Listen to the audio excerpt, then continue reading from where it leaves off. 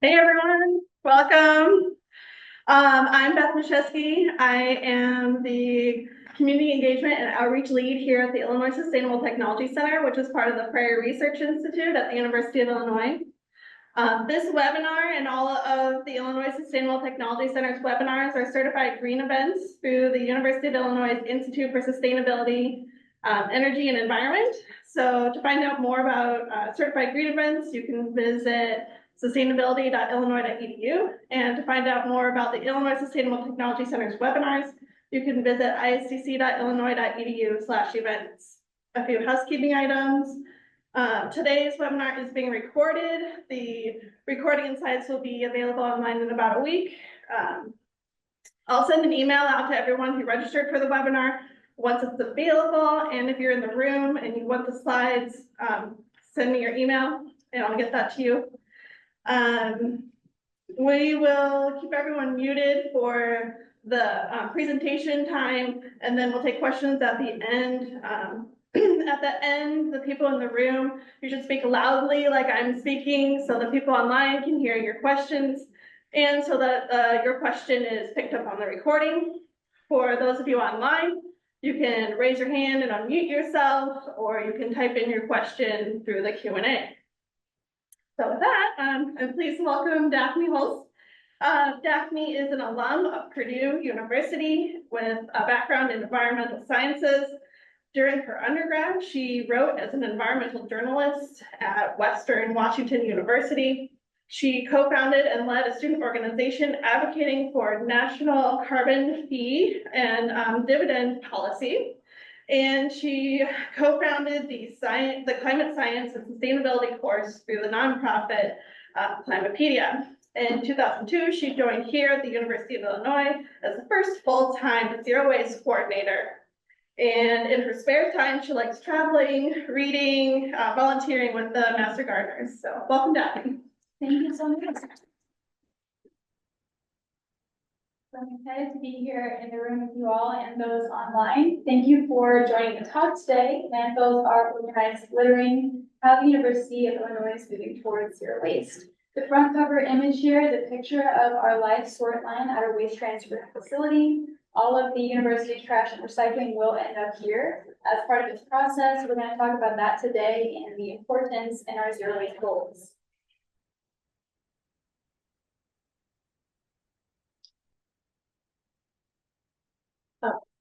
Let me focus. Nice to meet you all. As Beth said, my name is Daphne Hulse. I'm campus zero waste coordinator under the Division of Facilities and Services. As Beth mentioned, I came here in 2022, so I've been here 2 years now, and this is the first time the university has funded this position full time. It's a really big deal towards our larger climate action plan, and it really means we get to decide the direction, we get to chart the course for zero waste in our community. I'm sorry, the audio is not proper on Zoom.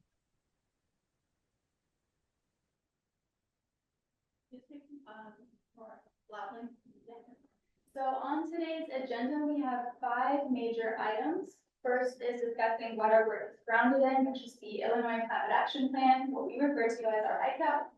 What and who? This is a slow, interconnected, and wicked problem. Understanding the context behind that.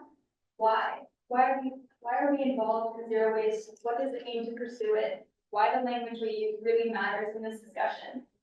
Fourth is how. We're going to look and do a deep dive of zero waste at the university in its current state, understanding our SWOT analysis, strengths, weaknesses, opportunities, and threats. And lastly, what's next? Everyone has a place in climate action, and we're going to look into Albert Einstein's way of thinking for this approach.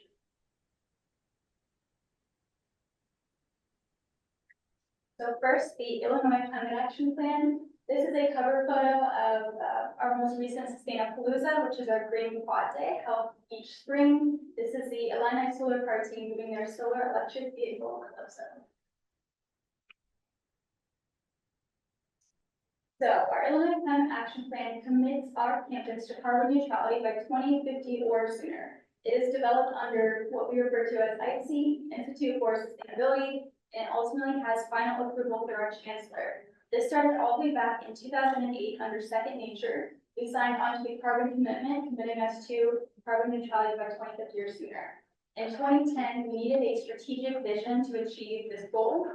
So we created the first iteration of our Illinois Climate Action Plan. And with this, in 2012, we created a way to be transparent about the progress we are making through our ICAP portal. Lastly, in 2016, we added on to our original carbon commitment with a resiliency commitment. It means that we are working closely with our cities for community planning. Important to note about this climate action plan is that it's split into several themes across sustainability disciplines and updated every 5 years. It started in 2010.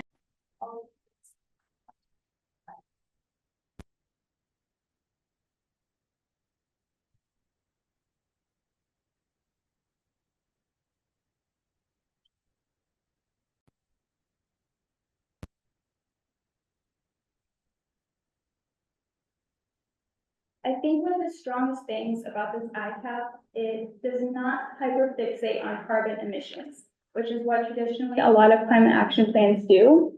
Zero waste, I think, is the most challenging chapter we have because it requires us to look inward at our existing social structures, things that are everyday to us: capitalism, consumerism, consumption, and convenience.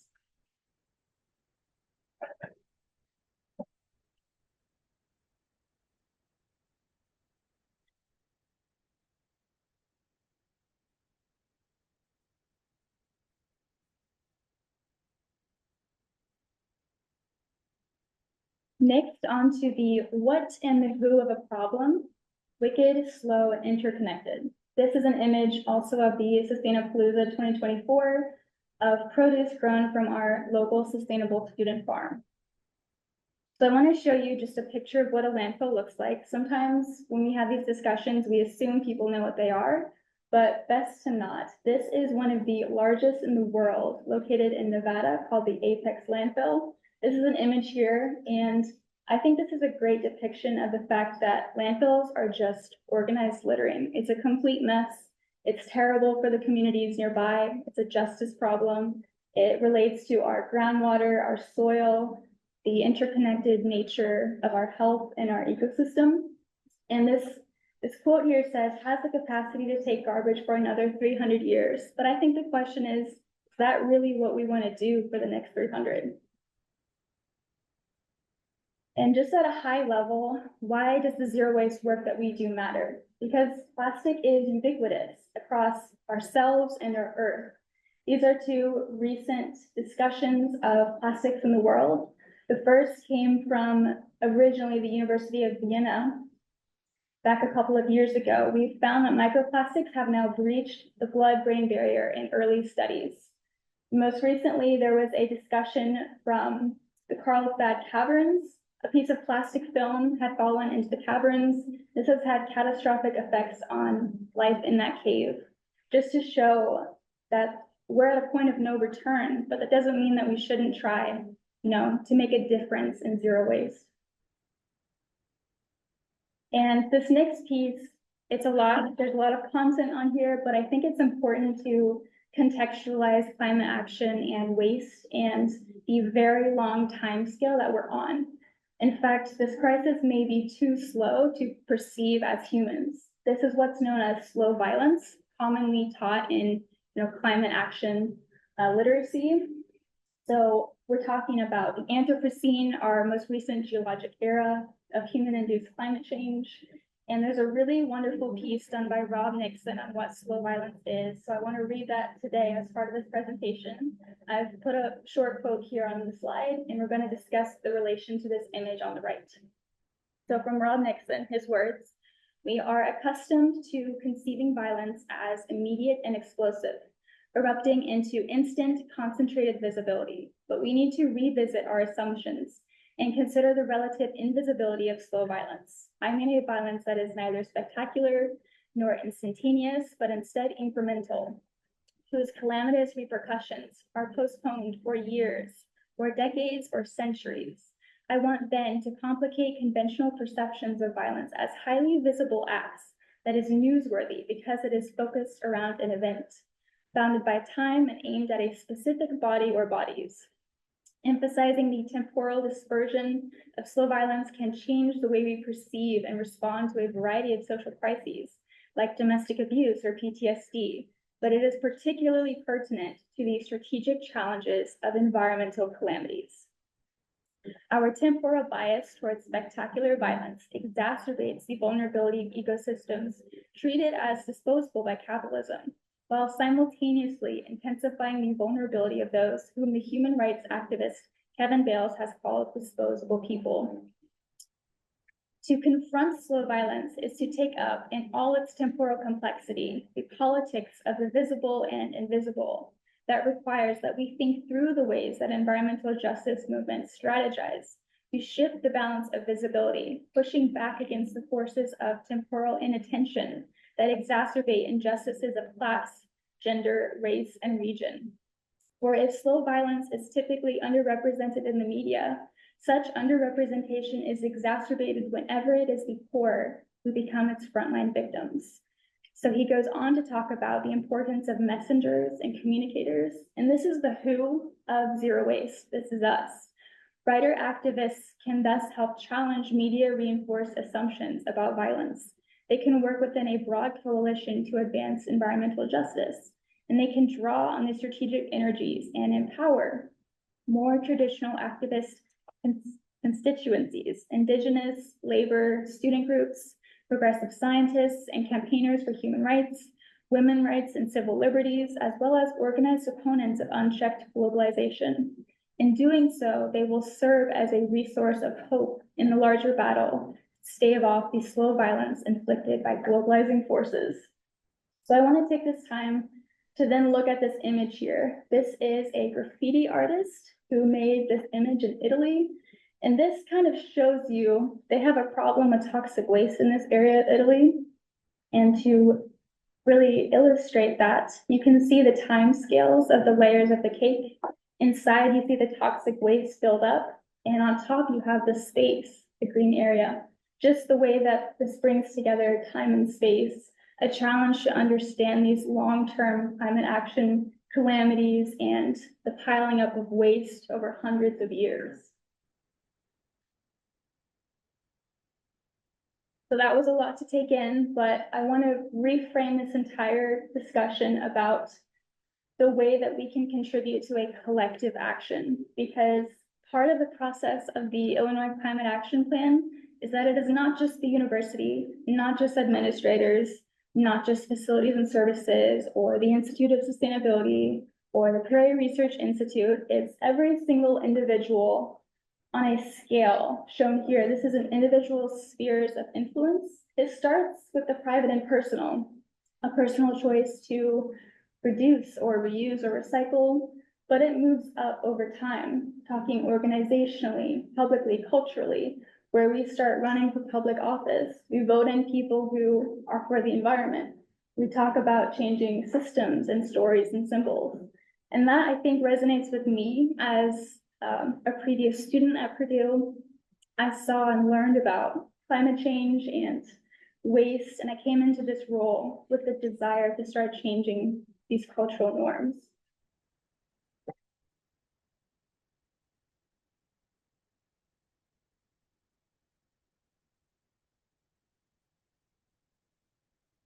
So the why of today is framing what it means to pursue zero waste. This is another photo of our university's waste transfer station. This is a mixed waste pile. It honestly is not that unsimilar to what we saw at the picture of the landfill. Every day, approximately 50,000 pounds of this waste is sent to our local landfill about 40 minutes away. So that is really underscoring what our everyday work is to reduce this. So one day there's no need for a landfill is ultimately the goal of zero waste. So going back to the Illinois Climate Action Plan, we recognize that pursuing zero waste demands more than just recycling, although that's a good start. In our Climate Action Plan, we ground ourselves in the Zero Waste International Alliance's definition, which is the conservation of all resources by means of responsible production, consumption, reuse, and recovery of different products, packaging, and materials without incineration or without discharge to land, water, or air that threaten the environment or human health. And to the right here, I've put an image from the Story of Stuff, which is an awesome nonprofit talking about this very thing. And it discusses what we're currently in, which is called a linear economy. It's the idea that we extract resources, we produce them, we manufacture them, we distribute them, we go in our cars, drive to the store and buy it, and then we dispose of it. And that's the entire linear story. The recycling economy essentially lengthens this process. So it allows us to recycle products again a few times, in some cases infinite, like aluminum, but we come back to the same idea where we're disposing of something in a bin. Lastly, the circular economy. This is the kind of thing that we aim for with the programs that we have when we talk about zero waste in the ICAP. The goal one day is to really reduce how much we're throwing away and to try to create programs that reuse and repurpose and repair. So for fun, I came up with 14 different R's. We typically think of the 3, reduce, reuse, recycle, but there are 14 others that come before rot and recycle. And this is what we're trying to engage the campus community on, is how do we create programs that uplift these words and less of the rot and recycle. So the how, and this is really the meat of the presentation, which is what is the university currently doing, going into the ISTC's waste audit and understanding some opportunities and threats. So featured there in the front is the ISTC team and volunteers sorting through the waste stream for the 2023 waste audit back in October. So I first want to talk about the current waste management process at the U of I, so you understand how it currently operates. And this is really what the IST team dug into at the specific buildings that they looked at. And this is where we have the greatest opportunity to make an impact. Step 1 is point of collection. So you have an image here from our tailgate recycling program. This is an example of a successful point of collection. People have their cans of alcohol and they are disposing of them in our recycling bin because we've done a successful job educating and outreaching on what goes in the correct bin. Sorting and recovering is a huge part of this process, and the point of collection is the biggest piece in that success story. Second is indoor to outdoor transit. So this is when we are relying on our custodial workers across the university to take out the bags of trash and recycling, to put them in a larger dumpster outside a facility, which leads us to number 3, transfer and data recording. So this is when our trash trucks come through on their routes for trash and recycling. They come and pick up, bring to our waste transfer station and record the data. This is the biggest piece because we're able to then understand where and how much trash is coming from across the university.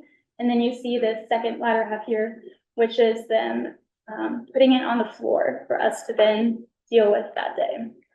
It is an EPA regulation that all trash and recycling must be off of our floors by the end of the day, just for the safety of the employees, to reduce the number of rodents and such. So we have a time limit every day, no matter what the day is or the week is or how busy it is, we must have that finished. So our programs help support the ability of our staff to deal with the trash and waste. And lastly, separation and recycling. So this, of course, is referring to the process where we have our sort line workers, contracted staff of the university, who are sorting out for recyclables. We're going to go into detail more later about specifically what they sort for. It's a common misconception that people dig through trash at the university. That is not the case. They have specific things they're looking for. This is then what allows us to take those materials, bale them, and sell them as commodities. So there is no recycling standard anywhere in the world. It's all very local market based. So that is what determines what we're able to recycle. That's what we can get a return for to help fund the operation financially. So this is a whole picture process through icons of the point of collection to the point of transport from indoor to outdoor bins, then to our waste transfer station where it's then dumped, and then to our sort line process. So now we're going to go into a bit of programming, what we take from that operation and apply in a everyday context. And what we have learned is education and outreach is integral. Our programs are only as strong as is our outreach and education. So if we have a great, fantastic recycling program, but we don't do a good job explaining it, it's going to fall short. So we've learned that word and icon-based guides are huge in this. We've recently updated all of those available on our website to explain comprehensively what we accept for recycling, what you need to know about getting the recycling items in the right bin. The bag color standard is very important on the back end. This is what allows us to quickly and successfully determine on the back end what we can and can't accept for recycling. So trash across campus, in the bins, we have different colored liners. The first example here is black bags. This is traditionally intended for areas of campus we don't expect to collect a lot of recycling. This would be the case for laboratories or bathrooms, places maybe with a lot of food waste that we can't recover. And then we have our clear bags. So this is also for the landfill bin. However, it's intended for typically common space areas, maybe where students are studying, places where we think people may accidentally throw their recyclables in the wrong bin. This allows sort line workers to quickly look and assess, is there something worth taking out? Lastly, all recycling bins should be lined with blue bags. And this is important when it all gets dumped into a mess at the transfer station. It makes it easy to sort it out. So this is very important on our back end. And then in terms of engagement, we have learned that live tours are one of the most effective forms of engagement. It's helpful for people to see the live process of the sorting, the recovery, the trash. It really helps frame everything.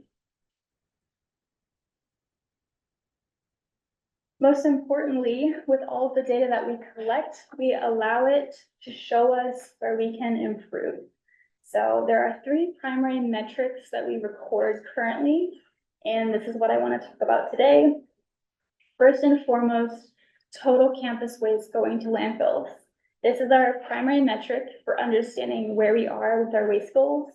And I point your attention towards fiscal year 23 and 24, and we consider this post-COVID, this is the most accurate representation of a full capacity campus, full level operations, full amount of students and staff and faculty here every day.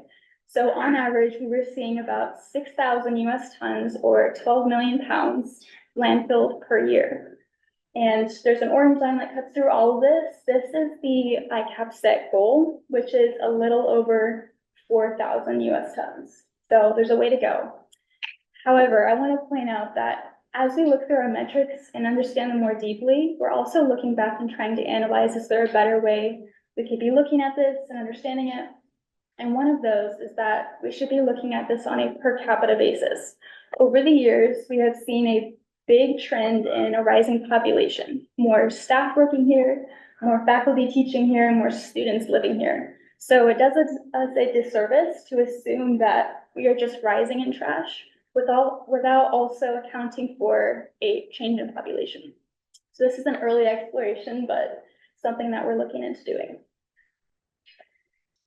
So second here is one of the unique programs that our dining staff helps support, which is our Grind to Energy program. So through this program at all the dining halls on campus, we have essentially a machine that will grind down all the being post-consumer food waste. So anything left on trays and plates or anything left behind in the kitchen, it will end up in the grinder, and this goes to an outdoor storage tank.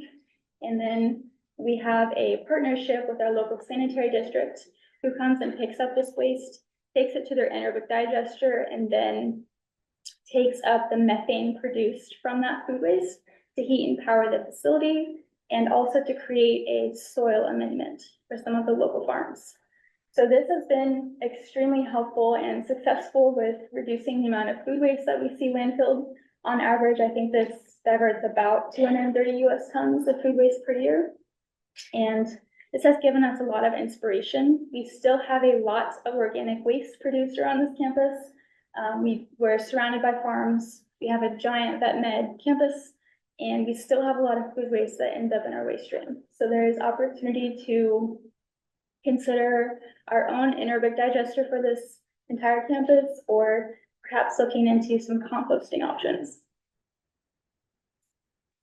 And lastly, one of the things that we've learned from recycling best practices is bin standardization is huge. So I believe there's one in this ISTC building, but I have a picture of it here. And the goal here is to distribute this to really as many buildings as we can across campus. We had a goal set by the ICAP to reach 150. We are currently at 70 campus buildings with at least one of these bins, and so far approximately 250 have been deployed. We have learned the more clear we are about what we can accept when we have it all together in high trafficked hallways, as opposed to desk side and office recycling bins and trash bins.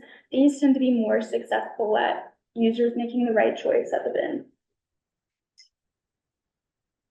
Now I want to go into some very specific outreach-oriented programming and showing how we take the data and information gathered, and that helps us create programs for maximum impact. So, for example, in this example here, the data show us single-day athletic events can produce more than 50,000 pounds of waste. This will come from State Farm Center at entertainment events. This will come from Memorial Stadium, and like I said earlier, an average campus operation day is about 50,000 pounds landfill.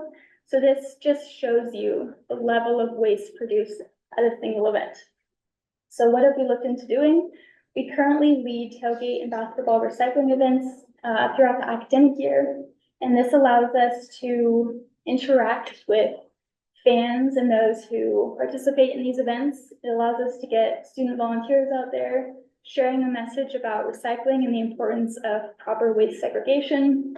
And it just gives the campus more awareness about zero waste.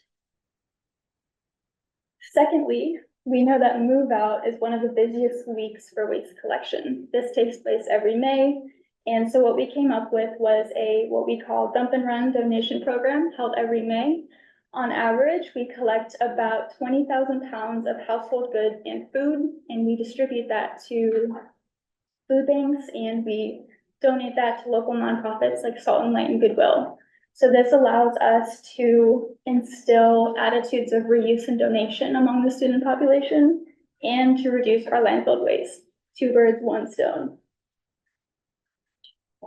Third, back to the conversation on plastic. We understand that plastic reduction is something important to zero waste goals. So the data show us one of the highest sources of plastic on campus is the single-use water bottles. So in response to that, FNS and IC teamed up to create a map of nearly 700 filler stations across campus.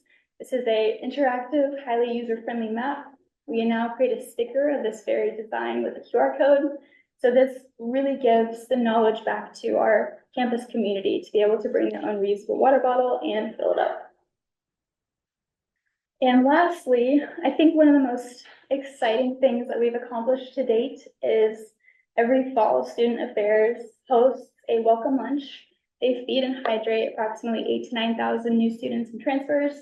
And typically the operations would be to offer a plastic water bottle to every student who walks through the dining lines. This year, we eliminated all beverage plastic for the first time in 2024. So instead, we had many filtered water refill stations like shown here, and we offered aluminum bottled water, which we then recycled afterwards. So now on to the really exciting part of this talk, which is to give credit to the incredible ISTC team who helped us dig through trash for an entire week to do a very comprehensive study of our waste stream and opportunities to make real improvements on campus. So this was a 8-facility study. They grouped it into 4 activity zone types. And I think this was incredibly smart because it allows us to then look to another facility that's similar in activity zone type and then make extrapolations about how we could improve overall. So we have the academic plus lab, multi-activity, and student living facilities represented here. And the full report is available on the FNS website. So it's hard to read from afar, but the thing to know about the following graphic images is after digging through all of the trash, characterizing it into many different categories, they looked through and made a comprehensive pie chart to show, on an average given day, what's the aggregate look of the waste stream at a given building. So we have in orange, you can see the avoidable waste. That includes things like paper towels and disposable beverage cups and accessories like lids. We have the green compostable group, which would be organics and food soiled paper. We've got the currently recyclable materials, which is things that we already accept, paper, cardboard. And then we've got the landfill, which is the gray and the black. So that would be things like the bin liners themselves, the plastic, we are not able to recycle that. And then lastly, purple is potentially recyclable. So this would be things that we could recycle if we expanded our accepted list. So this would be things such as textiles, other types of metal scrap, plastic film, and such. And then this is a look at the recycling side. So they separate it into two, the landfill stream and the recycling stream. And this is the latter. So the composition of this was primarily the currently accepted recyclable materials, so paper and cardboard being the two highest. And then you have, again, the orange, which is avoidable, so plastic gloves, paper towels, compostable, a much smaller sliver of that, the food soiled paper, and then the black and gray, which is landfill bound items, and purple for potentially recyclable. So a part of this process was they collected the physical trash and recycling, and they segregated it out, characterized it. Another component of this was a lot more social, which was talking to the building occupants, understanding their process and their relationship to the custodial workers, and then surveying them and doing some focus groups, understanding the kind of feedback they had. There was a lot of potential for improvement just between communication of building occupants and all the people who are involved with the management of waste, as we saw through the 4-step process. Lastly, they created a really comprehensive report, which is available on the website, as well as an executive summary. And from this, they created 39 recommendations, so opportunities for us to improve across 7 different areas. So that includes education and outreach, infrastructure, programming, policy, purchasing, retail, and research.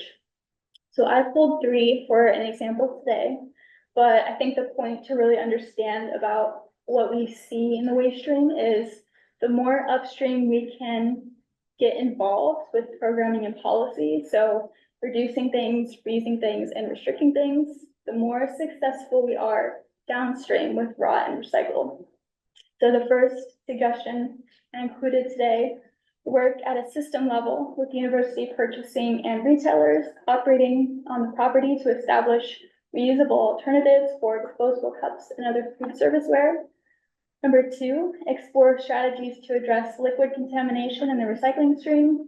And number 3, reduce the number of desk-side trash and recycling bins in office spaces where standardized signage and labels in hallways can more clearly convey what items belong in each bin.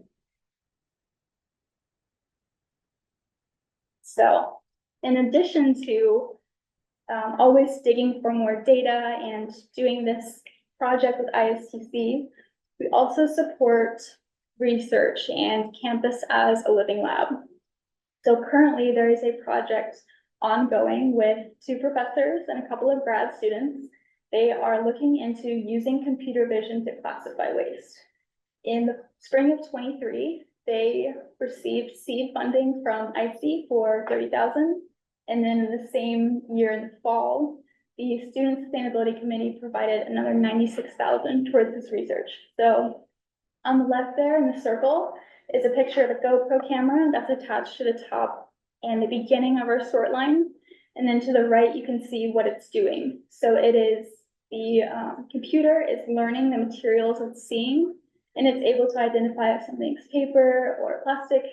And Eventually, we hope to add additional cameras to understand the sorting process and how that relates, and to transform this into a publicly available dashboard to show the live trash and recycling coming through the facility. And that alone, I think, is huge in terms of building people's awareness for the waste created on the campus.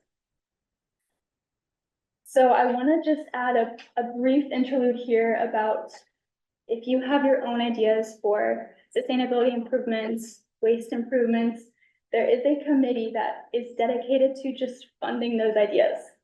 There were 2 projects today that I mentioned that were partially funded by the SSE.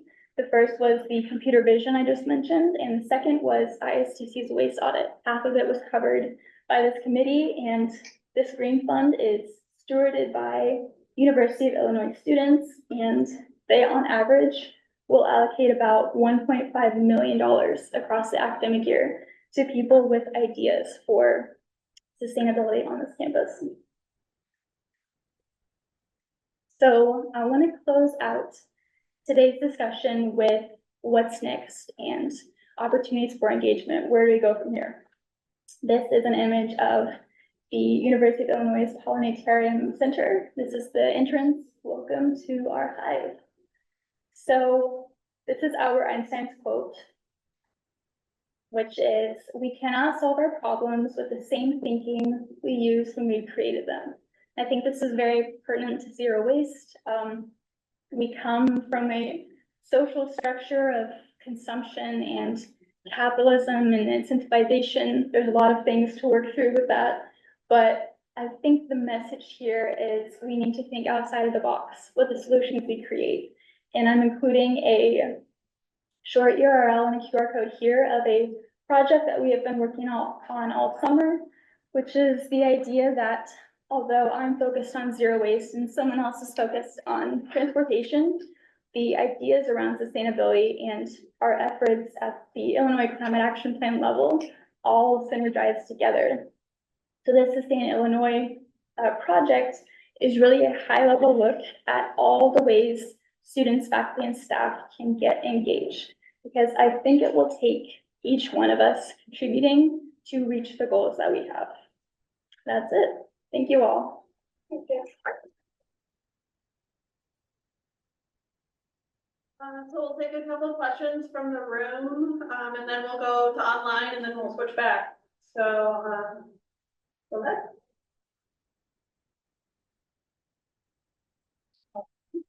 So Daphne, if folks have questions about what's accepted for recycling in their building, or if they think their building needs additional bins, how do they contact FNS, or who do they contact to get those answers? Great question. They can contact me directly at the available email address. We also have an email address dedicated to waste management, recycling, and zero waste, which is recycling@illinois.edu. And our FNS webpage online has all the resources I showed today for all the recycling guides and bin guides.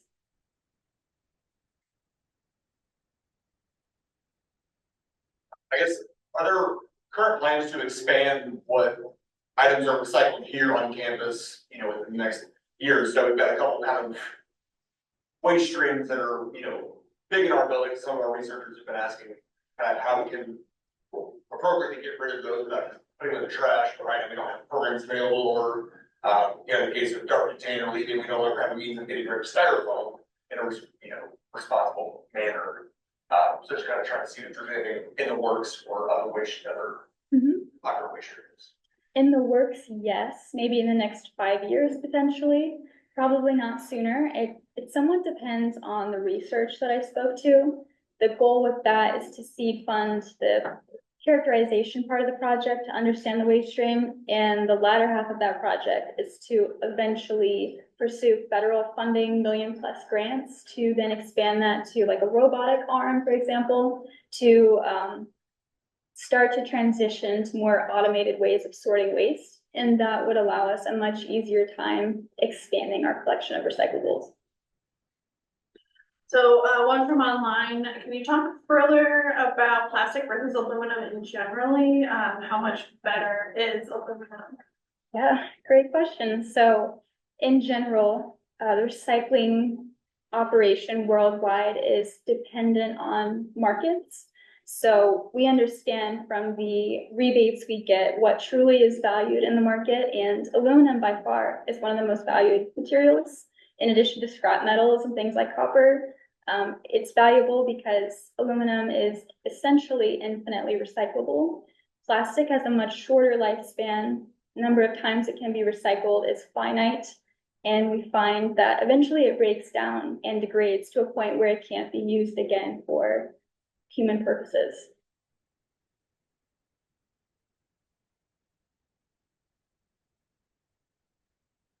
A question, just no more on my one.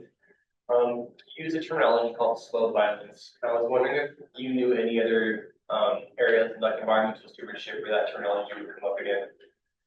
Ooh, that's a good question. I think slow violence has a lot in relation to what we refer to as the visibility of climate change.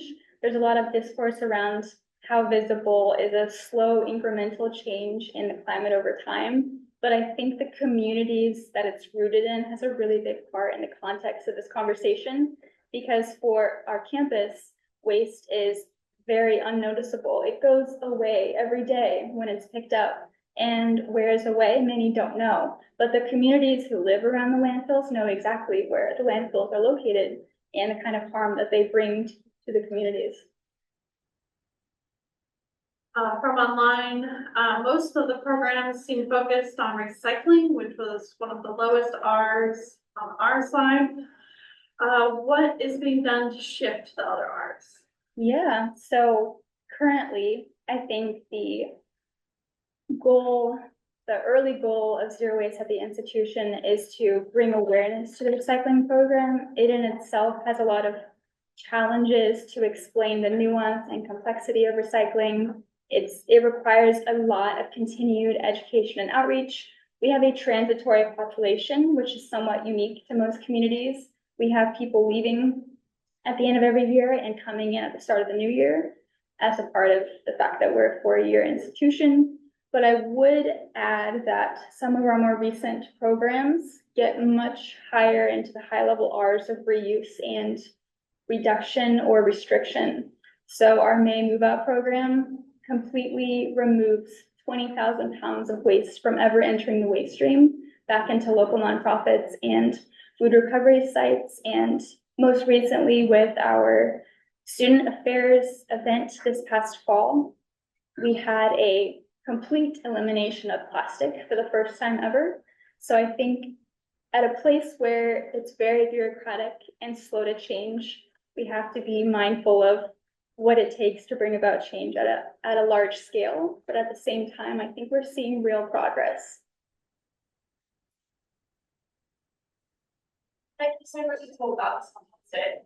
And maybe it's more of a comment than a question, but I saw the standardized bins that you have. It showed that we have one out there. I was just thinking, if food waste is one of the main materials that ends up in landfill when it shouldn't, I was just wondering why it's not included in a sort of the standardized section, because that might also help with the kind of liquid contamination issue, which was raised, and kind of that's partly coming from food waste. So just an idea of all the question if it might be included or Yeah, definitely. So the food waste issue is a little nuanced because the current collection of food waste for grind to energy and the anaerobic digester, that is just specific to the dining halls. So that program hasn't expanded out to the other facilities at this point. The biggest challenge is that we don't have a facility for the food waste, whatever that facility may look like. We don't have a hauler to be hauling the food waste at a consistent rate and route across campus. So once those two big challenges have been determined and identified, that's when we can really move forward. And at that point, we could definitely be adding an additional section to that waste bin to also include food waste. I have one from online. We'll leave it back there. Given the volume of glass beverage bottles consumed on campus and the city of Champaign offering their residents curbside pickup, are there plans for the university to add glass to their recycling program? Great question. So this is the hard part about our campus is that, in recycling in general, is that it's never consistent across city or municipality. So while City of Champaign and Urbana collect curbside glass for recycling, the university doesn't. I know Dining runs a catering operation where they manage their own glass use and are able to recycle it. The challenge for the university is that there are a lot of different types of glass that we often don't get into the nuances and complexities of that, but different types of colored glass. I think some contain lead, and then you have, in addition to all of that, a very large research component of the university, which has its own concerns with the kind of contamination within things like glass vials. So we currently don't have a plan or intention to recycle glass at this very moment. And in addition to that, the biggest challenge being that our sorting process is by hand. So by the nature of that, it's something that would be increasingly dangerous for the sort line workers. And our method of baling our commodities, which is to smash them into blocks, wouldn't be supported with the glass program. I just was also gonna mention that I, once had a conversation with the sustainability officer of Urbana, the city of Urbana. This was quite some time ago, so I don't know if it's still the case now, but, he said at the time that glass, doesn't actually make them any money. They have to pay for glass recycling, but they do it because they want Urbana to be clean, but the university has different resources and opportunities than the cities do. That's exactly right. We have to make money back on every piece of material that we collect for recycling, and it's much cheaper to create virgin glass than to sell it, to our knowledge, our current knowledge. I have a question. I know you mentioned this before, but you said something about bag standard. I totally have planned. I pictured it in this presentation, but to be more clear, which bags get sorted and which don't? Great question. The only bags that get sorted at this university are clear or blue. They get a second sort at the facility. Black will always continue down the sort line. We don't dig through black trash bags. I also want to interject that it's complicated by the fact that some high traffic buildings have trash compactors. So that, again, underscores the importance of the source separation and having clear signage and icons on the collection bins and understanding amongst members of the campus community so that that sorting takes place. But at buildings like, say, the Illini Union or some of the other high traffic buildings, they have compactors, and once the trash is compacted, it's not going to be going through that second sort at the waste transfer station. Exactly right. So you're saying if we want something recycled, we should throw it in the recycling bin? Yes. Secondary follow-up, if we notice that a recycling bin doesn't have a blue bag, that it has a clear or even a black bag, what do we do about it? Who do we ask? Right on. If you're a building occupant and you have an existing awareness or relationship with your building service worker, going directly to them is your best source. If not, recycling at illinois.edu is always open for messages. Thank you. There, and then in the back, and then online.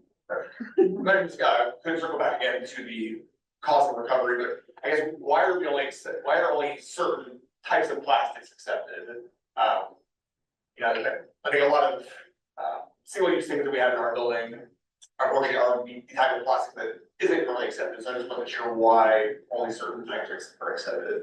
Yes, so we only accept type 1 and type 2 rigid plastics. And that's because those are the only valuable plastics that currently exist. So they're the only ones that people are willing to pay us for. Question in the back. Yeah, I was kind of gonna circle back to the human component, and I was kind of curious, so you have sorters, you have haulers, you have volunteers. I was just curious if you have rough numbers on how many people that is, those different categories. At events for Zero Waste, we've had up to 100 different student volunteers come out. There's a lot of passion in the community. In terms of people who actually work at the waste transfer station, it's probably about 35 people between the drivers, the people on the ground, the sort line workers on a given day. Okay, a couple questions from online. This person says, I understand why you have different colors of plastic bags, but are you doing anything to find those bags that are those colors but can be recycled? Yes, that's being looked into. We're doing a deep dive into our green cleaning practices. It's one of our ICAP goals, actually, under zero waste, is to eventually become LEED certified in the operations and maintenance of a building. And part of that is trying to reduce, the amount of plastics we're using. The biggest challenge is that the bags allow the cleanest movement between facility and another facility to the trash trucks to our sort line. So the bags are currently the best solution that we have, but we're certainly acknowledging the amount of plastic that comes from that alone is something that should be looked into. The other question is, what about e-waste or electronic waste? How is that being handled? So currently, in terms of the university affiliated products that we have on this campus, they're all really just leased out. So we have at the system level, the OBFS. They are the campus unit that takes back all of the products. They're called equipment, so essentially movable furniture or electronics. They take them back for either redistribution to another department or for recycling. We have a recycling outlet and vendor who takes in these products. On a personal side, for people who have their personal devices, we currently don't have a publicly available program to drop off electronics or lithium-ion batteries, but that is another aspect of waste and program development that we're considering.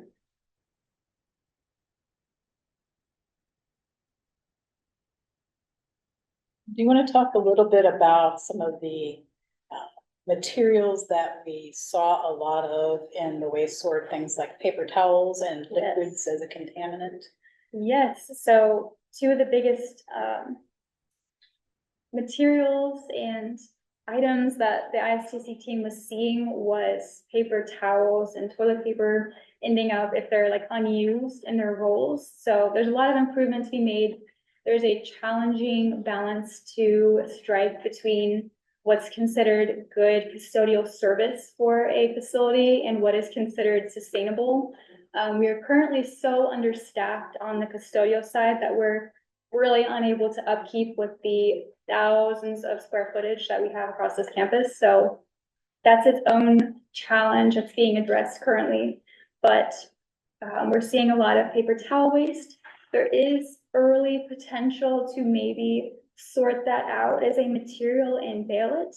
We purchased all Torque Essity product, which is a type of paper towel, and they have a facility up north where they're actually remaking these products into recycled paper towels, which is very cool, something they've only ever done in Europe as of recently. In addition to that, we talked about liquid contamination. The biggest form of contamination that we see day to day at the waste transfer station is food or oil-based liquids that are difficult to remove and render recyclable unrecyclable for the risk that it would pose to the other undamaged recyclables. So the opportunity to really address that within our collections, I think, is huge, to put that messaging out that we can't have any liquids in the recycling bins. From online, what makes something fall into the avoidable waste category or on the trash evaluation wheel? How do you avoid, shoot the question. How do you avoid wasting plastic gloves, or are there other items that should be recycled that we don't? Yes, on the avoidable list, we had disposable cups and accessories. We consider that avoidable because the options already really exist on a large, widespread scale. So bring your own cup or bottle to wherever you're going for tap water, or to a vendor themselves to fill your own cup. So we consider that an opportunity to just engage and remind people that that option exists. Paper towels were considered avoidable, because you could always switch to a hand dryer as an option. I think the challenge with that is balancing the fact that the automated systems like dryers require some batteries, I think, in some cases. Yeah, in some buildings, it's challenging to run additional conduit, electrical conduit to install more electrical dryers. The Union, for example, is like a bomb shelter, and so it's very difficult to add additional dryers.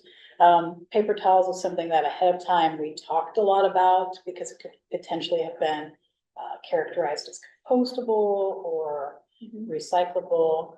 It was one of those special types of materials that could have been characterized in several different ways in terms of its potential fate, and we just landed on choosing one, avoidable, in the case that sometimes you can avoid those because of dryers. I know with housing, during the walkthroughs, we found that prior to the pandemic, they had actually switched to most, if not all, hand dryers and removed paper towels.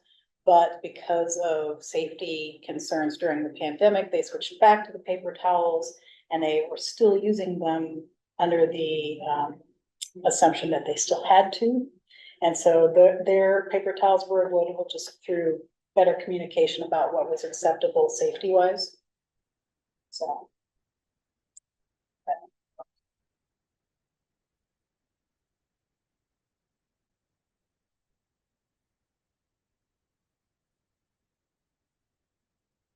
Last call for questions online.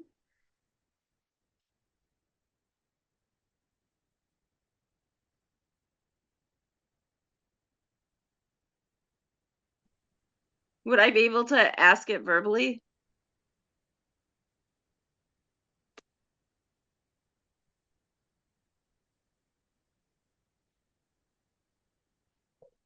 We can't hear you now.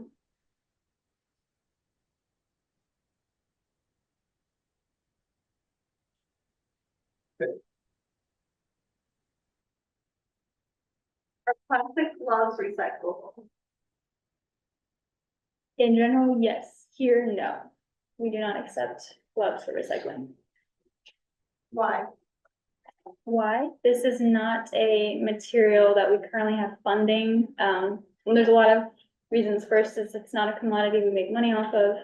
And second, there have been challenges in the past of ensuring that these material or these gloves are not contaminated with something biohazardous. That's something we come across in research laboratories for those who participate.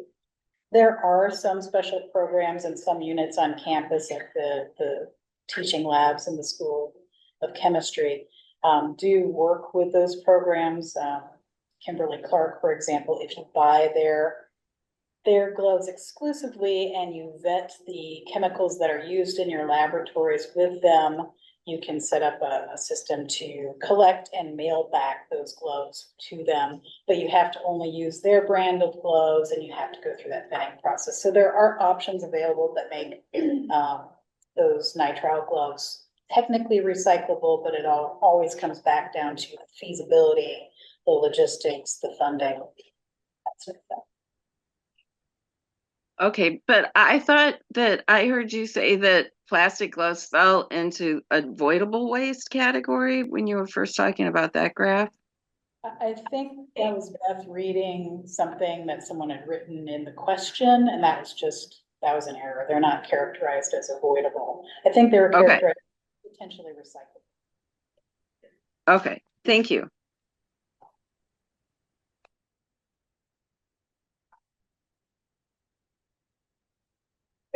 Thank you.